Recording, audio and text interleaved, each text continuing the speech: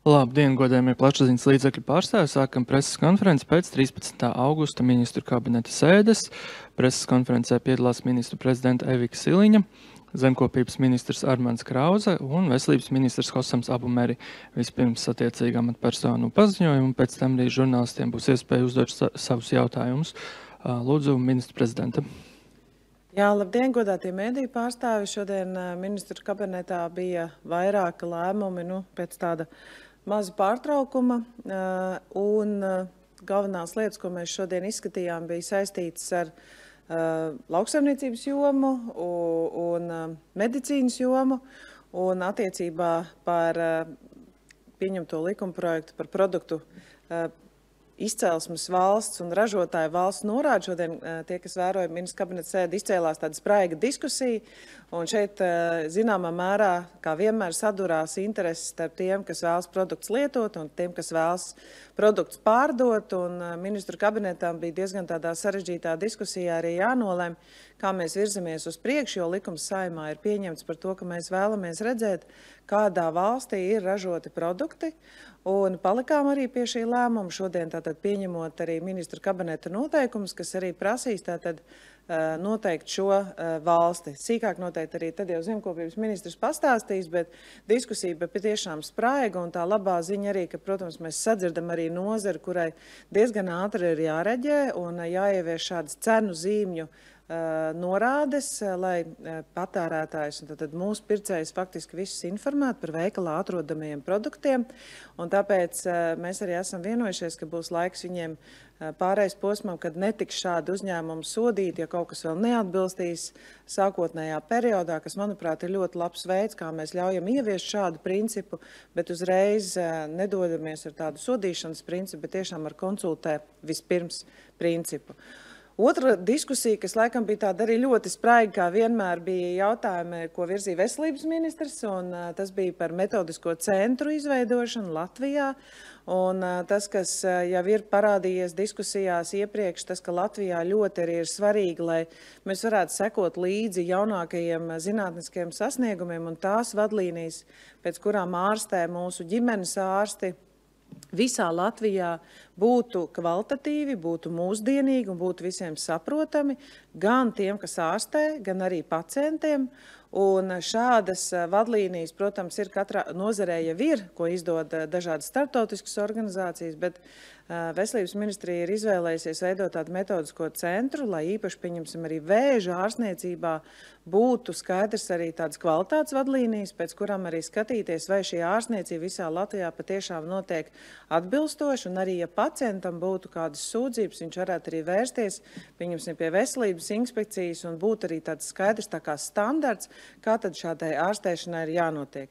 Tas, protams, zināmā mērā satrauc nozari, un es domāju, arī diskusijas vēl turpināsies par šiem jautājumiem, jau skaidrs, ka katra šāda jauna iniciatīva arī zināma nozarē tādu satricinājumu rada un izaicinājums un daudz jautājums un diskusijas, kas, manuprāt, ir labi. Un katrā ziņā vēl veselības ministrs paskaidros sīkāk, bet, manuprāt, veselības jomā mums ir vajadzīgi uzlabojumi, lai mums daudz vairāk ātrāk tiktu diagnosticētas tādas veselības problēmas kā vēzis, un mēs pēc iespējas ātrāk arī varētu to ārstēt. Domāju, ka diskusijas vēl turpināsies, bet arī tur mēs šodien vienojāmies par ministru kabineta noteikumiem, iedodot, protams, arī iespēju vēl padiskutēt par vairākām tēmām, tā skaitā par atalgojumu, kur mēs vēl pēc mēneša tātad vienosimies par šo. Vēl viena lieta, kas man arī pašai personīgi ļoti svarīga un priecē, ka tieslietu ministrs šodien bija valdībā ar ziņojumu, ka starplaikā, kamēr top īpašā bērnu māja, kas ir paredzēta tādiem jauniešiem, kur ir pastrādājuši kādus noziegumus, bet viņi vēl nav sasnieguši 14 gadu vecumu, līdz ar to viņas arī nevar ievietot cēsu kolonijā, bet viņiem būtu nepieciešama šāda īpaša uzraudzība. Mums sabiedrībā nereti parādās šādi satraucoši fakti. Viņiem šobrīd pēc naukšana likvidācijas nav pieejami īsti pakalpojumi, un Tieslietu ministrija ir izvēlējusies sadarbībā ar SOS bērnu ciematu un Allažu pakalpojumu centru, tātad piedāvāt arī, kamēr top šī īpašā bērnu māja, kurā būs īpaši pakalpojumi šādiem bērniem, tātad piedāvās arī šādu pakalpojumu, kur ļoti gaida pašvaldības, kur ļoti gaida skolas, jo pēc šāda pakalpojuma Latvijā ir diezgan liels pieprasījums. Tā kā tādas trīs lielās galvenās ziņas un esmu gatava arī atbildēt uz jūsu interesējošiem jautājumiem. Paldies! Paldies, lūdzu, zemkopības ministrs Armands Krauze. Labdien! Šodien es vēlos atzīmēt divus nozīmīgus pieņemts lēmumus, un pirmais ir zemkopības ministrijā ir apstiprināts valsts sekretārs, jo, kā jūs ziniet, Raujas Krombergs pirms kādu laiku ir apstiprināts valsts kancelijas direktora amatā. Savukārt šodien valdība apstiprināja lauka atbalsta dienas direktoru Ģirtu Krūmiņu zemkopības ministrijas valsts sekretāra amatā. Es domāju, ka tas ir ļoti nozīmīgi, jo zemkopības ministrijai valsts sekretārs ar zināšanām nozarē un ar pieredzi, un viņš varēs uzreiz turpināt tos darbus, ko ir iesācis Raujas Krombergs, jo zemkopības ministrijas joma ir ļoti plaša. Mums ir gan lauksaimniecība, gan zivsaimniecība, gan mežsaimniecība. Un otrais jautājums, ko es vēlos atzīmēt, ir šī informācija par ražošanas valsti pie pārtikas produktiem veikalā, kas ir ļoti svarīgi. Mēs atbilstoši Saeimas deleģējumam, kur tad likums tika pieņemts aprīlī un stājās spēkā maijā, esam apstiprinājuši ministra kabineta noteikumus. Šajā laika posmā mums bija daudz konsultācijas gan ar organizācijām, kuras atbalstīja šādu iniciatīvu, gan arī, protams, bija organizācijas, kas iebilda un teica, ka tas radīs apgrūtinājumu uzņēmējiem. Bet jebkurā gadījumā mērķis ir patērētāja informētība, lai ieejot veikalā viegli plauktā ir novietot norāde, vai tā ir pie cenas zīmes vai arī atsevišķi norāde par ražošanas valsti. Tātad tas var būt karodziņš un tas var būt arī valsts nosaukums. Mēs tiešām esam nākuši pretī gan par izmēru, gan daudz diskutējuši par to, kā ieviesīsim. Un šis princips, ko mēs arī esam apstiprinājuši protokola lēmumā, kā turpmākos 6 mēnešus, tātad no 1. septembra līdz 28. februārim 2025. gadā, pārtikas un veterinārais dienas darbosies pēc principa konsultē vispirms. Tas nozīmē, ka, ja būs kaut kādas neatbilstības, tad sodi netiks piemērot. Otra lieta, līdz nākošā gada jūnijam arī zemkopības ministrija sagatavos ziņojumu, kā šī sistēma darbojās un vai ir kaut kāda trūkuma, kas būtu jāmaina, jo, protams, kad ražotāji vēlējās nenorādīt konkrētu valstu, viņi vēlējās, kā varētu norādīt ražots Eiropas Savienībā. Kas, mūsuprāt, protams, neatrisina šo situāciju, jo patērētājiem nebūs informācija par konkrēto valsts. Savukārt Eiropas Savienībā ir ļoti laba pārtikas izsekojamība un faktiski nav tāda pārtikas produkta, kur nevarot izsekot. Es teiktu, ka Eiropas Savienībā ir viena no labākām pārtikas nekaitīguma, drošuma un izsekojamības sistēmām pasaulē, un tāpēc mēs uzskatām, ka šāda informācija var novietot, un tas ir patērētāji interesēs. Paldies! Paldies! Lūdzu, vārds veselības ministram. Savukārt žurnālisti jau var sākt pieteikties jautājumu uzdošanai, gan klātienē, gan arī ceļot šīs virtuālās rociņas. Jā, paldies! Labdien visiem! Tā kā šodien tiešām ministra kabineta sēde bija ļoti tādā emocionāla diskusija, bet tā ir vienmēr, kad mēs gribam ieviest kaut kādu iniciatīvu vai jaunu metodi, kā mēs varēsim uzlabot Latvijas iedzīvotāju veselības aprūpes pakalpojumu kvalitāti, jo šī metodikas centra ir galvenais mērķis, lai Latvijas iedzīvotāji, Latvijas pacienti, vienalga, kur viņi atrodas, vai viņi atrodas universitāte klinikā, vai viņi atrodas regionāla slimnīca vai maza slimnīca ārpus Rīgā, ka viņi saņem to pašu ārstēšanu, ko saņem, piemēram, universitāte klinika. Tas ir ļoti, ļoti būtiski. Un arī šī metodiska centra pēc būtības izstrādās gan ir starptautiskais vadlīnijas, kur no PVO ir tik piedāvāt jebkura nozare, bet tas katrā valstī, katrā rajonā ir savu specifika, līdz ar to tik izstrādāt gan algoritmi, gan vadlīnijas, kā ārsti, gan kā pacienti, katram savā, savā jomā sapratīs, uz kura pusi viņš iet uz priekšu, gan ar ārstēšanu, gan ar profilakse, gan ar diagnozi, gan arī ar prognozi, kā viņam nākotnē, ko viņam vajag darīt. Un šī centri arī strādās koordinators, kurš koordinē un aicina sēdēt pie viena galda un sadarboties izsīli profesionāli, tad tas ir profesori vai ārsti, kur pārstāvi no profesionālas asociācijas, vai tas ir valde viņiem, piemēram, sūtījis, vai tas ir pats asociācijas vadītājs. un nav nekādā veidā, kā konkrētā centra tika iesaistīta ar konkrēta vieta, kur viņš atrodas.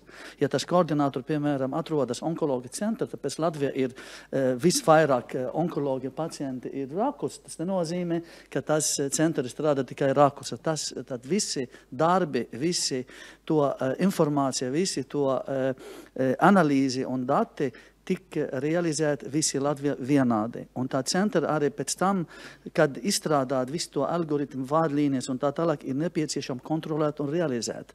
Mēs nevarēsim viens ģimenes ārsts, piemēram, kas strādā Rīgā, un otrs, kas strādā Balvos, strādāt dažādi. Ja? Līdz ar to ir jābūt standarti, kā mēs strādāsim, kā mēs ārstēsim, un kāda veida mēs varam iet efektīvi un kvalitatīvi.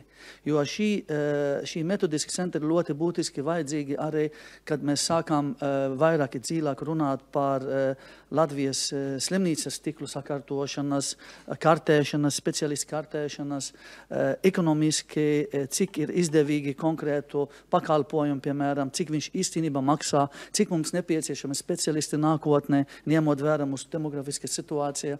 Tā kā mums ir vairāki daudz izaicinājumi nākamā periodā, un mums nepieciešam sāk strādāt laicīgi, lai mēs varēsim turpināt pasniegt Latvijas iedzīvotāju kvalitatīvu un pieejamu pakalpojumu. Tā kā šodien tā diskusija par to, kurš ir atbildīgi, es uzskatu, ka nav vietas, jo tiešām atbildīgi ir veselības ministrijā, un katrā metodiski centra, kas piemēram, onkoloģijas, psihiatrijas, traumatoloģijas, ginekoloģijas un tā tālāk, viņš būtu saistīt ar profesionālas organizācijas. Mēs neizmetīsim ārā kādu konkrētu cilvēku vai konkrētu organizāciju. Jāstrādā visi kopā, lai mēs varam iet uz priekšu. Paldies. Sākam jautājumu uzdošanu. Lūdzu, TV24. TV24, labdien, un jautājums būs Siliņas kundzei.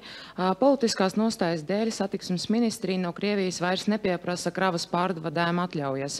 Tātad Latvijas uzņēmuma vietā kravas uz agresoru valsti turpina vest uzņēmumi no Igaunijas, Lietuvas un citām valstīm, kur atļaujas ir pieejamas. Sakiet lūdzu, vai atbalstat satiksmes ministrijas rīcību un ir skaidra tās ietekme uz tautsaimniecību? Pirmkārt, man jāsaka, ka satiksmes ministrs nav ar mani šādi jautājumi pārunājis, un es neesmu lietas kursā ne par tautsaimniecības ietekmi, ne par to, kā šāds lēmums ir pieņemts. Līdz ar to valdība arī neko tādu nav skatījusi.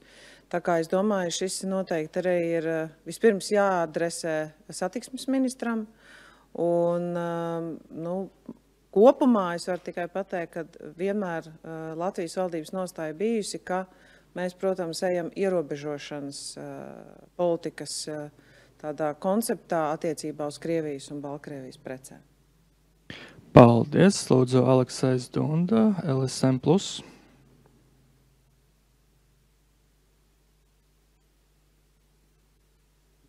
Jā, paldies. Šodien jau ZZS pārstāvji komentēja nodokļu jautājumus. Bet tad man ir jautājums, kad beidzot būs tā slavena nodokļu reforma jau kaut kāda pilnā mēroga, kaut kāda veida prezentēta, kad mēs par to uzzināsim, vai būs pacelts PVN, respektīvi, ko sagaidīt, jo jau 13. augusts gribatos bišķiņ vairāk zināt. Kam jautājums? ZZS? Es sapratu, ka ZZS. Nē, laikam jums. Ja jau ZZS ir nācis paziņojumi, varbūt, lai vispirms ZZS tad arī izstāst, kas tajā paziņojumā ir bijis. Šobrīd tātad Zaļo un Zemnieku savienību mēs šīs nedēļas laikā nāksim ar 3 paziņojumiem par mūsu politisko nostāju. Tai pašā laikā, protams, ka mēs valdībā vēl neesam vienojušies un sarunas turpināsies un atbilstoši arī Finanšu ministrijas piedāvātām grafikām. Protams, es ceru, ka tuvākā laikā tad arī mēs varēsim nākt ar kopīgu valdības un koalīcijas paziņojumu. Manuprāt, ZZS kolēģis jau atbildējuši šo jautājumu. Paldies. Lūdzu, TV24, otrais jautājums. Labi, jau. Tad būs arī Siliņas kundzei. Vai ZZS aicinājums par nodokļu atvieglojumu saglabāšanu lauksaimniecības nozarei nozīmē, ka ir iecerētos atcelt un palielināt nodokļus? Nē, tas nav paredzēts. Paldies. rociņas, vairs neredzu. Ja nē, tad paldies visiem par dalību un tiekamies jau nākamajos mediju pasākumos. Paldies!